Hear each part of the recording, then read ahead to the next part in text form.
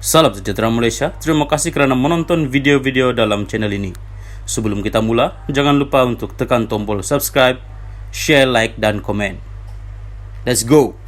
Salam sejahtera dan selamat pagi kepada semua pendengar, khususnya bagi rakyat Malaysia. Pagi ini, berita dipetik daripada Malaysia Kini bertajuk Agong dah perkenan bubar Parlimen, kes saman henti PRU15 cuma akademik PM. Berita penuh, Mahkamah tidak mempunyai bidang kuasa untuk mendengar tindakan undang-undang berhubung kuasa perlembagaan yang di-Pertuan Agong untuk membubarkan Parlimen menurut Perdana Menteri sementara Ismail Sabri Yaakob. Ismail Sabri, Kerajaan dan Suruhanjaya Pilihan Raya SPR, memetik perkara ini dalam permohonan untuk membatalkan tindakan undang-undang oleh penyandang kerusi Parlimen Kelang, Charles Santiago, yang meminta PRU15 tidak diadakan pada tahun ini.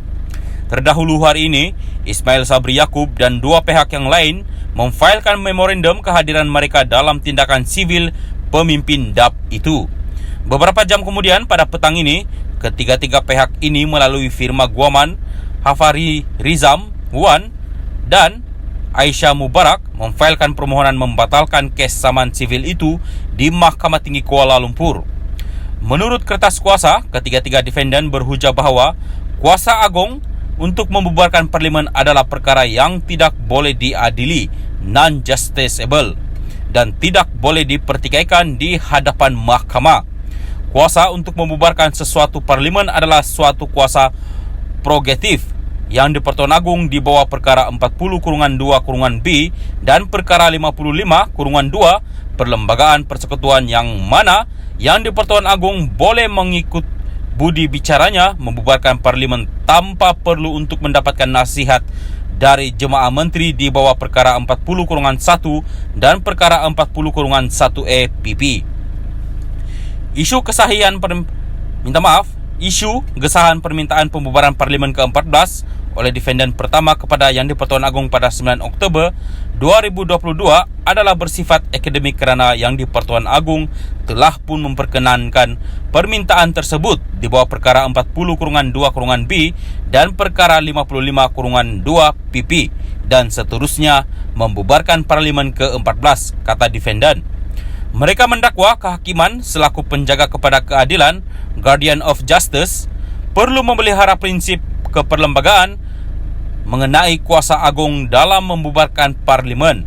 Mereka seterusnya berhujah bahawa Mahkamah secara perlembagaan dihalang daripada mendengar cabaran undang-undang berhubung kewajipan SPR di bawah perkara 55-4 dibaca bersama 113-1 Perlembagaan Persekutuan untuk mengadakan pilihan raya dalam tempoh 60 hari dari tarikh pembubaran Parlimen. Ketiga-tiga defendant juga mendakwa bahawa sebarang cabaran di mahkamah berhubung pengadilan pilihan raya hanya boleh dilakukan melalui petisyen pilihan raya di bawah perkara 118 Perlembagaan Persekutuan. Defendant juga memohon perintah mahkamah untuk menanggungkan tindakan undang-undang Charles sementara menunggu keputusan permohonan mereka untuk membatalkan saman pemimpin DAP itu. Dalam saman sivil berkenaan, Charles memohon pengisytiharan bahawa permintaan Ismail Sabri memohon perkenan kepada Yang di-Pertuan Agong untuk membubarkan Parlimen adalah bercanggah dengan perkara 40-1 dan -1A Perlembagaan Persekutuan. Menurut Charles, permintaan untuk membubarkan Parlimen tidak dibuat atas nasihat Kabinet dan oleh itu terbatal dan tidak sah.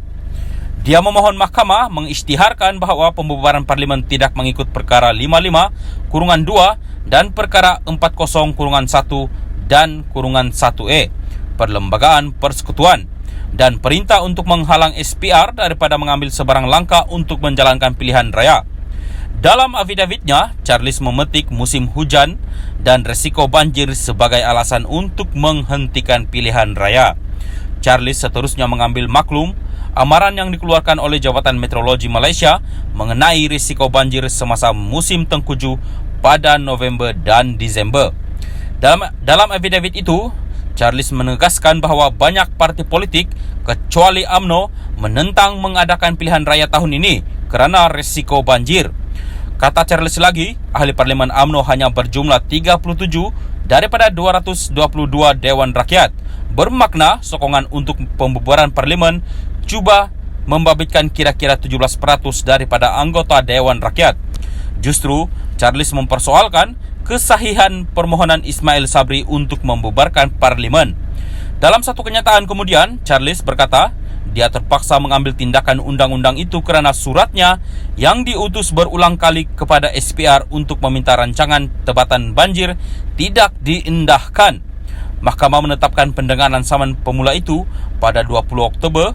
Bagaimanapun, susulan pemfailan memohon membatalkan saman itu kini tidak pasti sama ada ia akan diteruskan atau tidak.